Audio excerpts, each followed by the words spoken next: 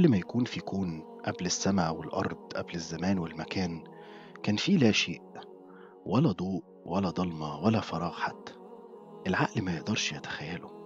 بس كان في وجود واحد بس، وجود ربنا سبحانه وتعالى. النبي صلى الله عليه وسلم قال في حديث صحيح رواه البخاري: كان الله ولم يكن شيء غيره، وكان عرشه على الماء. يعني إيه؟ يعني ربنا كان موجود قبل كل حاجة، وكان مفيش غيره خالص، لا كون ولا خلق ولا زمان. ودي أول معلومة مهمة، إن الزمان والمكان نفسهم مخلوقين. وده معناه إن ربنا موجود من غير مكان ولا زمان، لأنه هو اللي خلقهم بعد كده.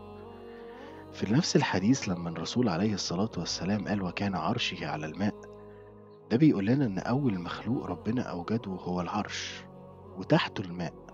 ومن هنا بقى بدأت قصة الخلق. بعد كده ربنا خلق السماوات والأرض في 6 أيام. ربنا قال في القرآن الكريم في سورة هود: وهو الذي خلق السماوات والأرض في 6 أيام وكان عرشه على الماء. شايف الجمال؟ القرآن بيأكد نفس الكلام اللي قاله النبي صلى الله عليه وسلم بالظبط. المعلومة التانية، هو سؤال دايما بنسأله: طب هو ربنا كان فين؟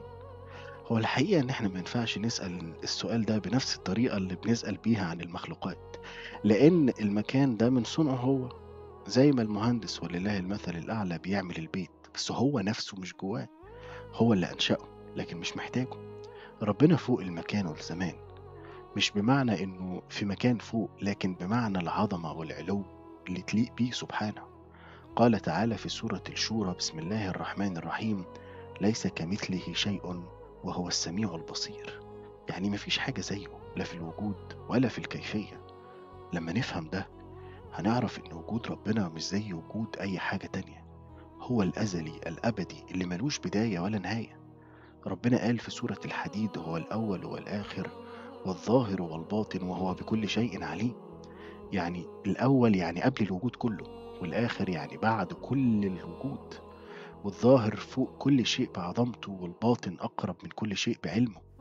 فالمعلومة الحقيقية مش بس هو كان فين ربنا، لكن قد إيه ربنا عظيم. هو اللي خلق المكان والزمان، وهو القريب منك دايما حتى وانت مش شايفه. هو معاك بعلمه ورحمته ولطفه.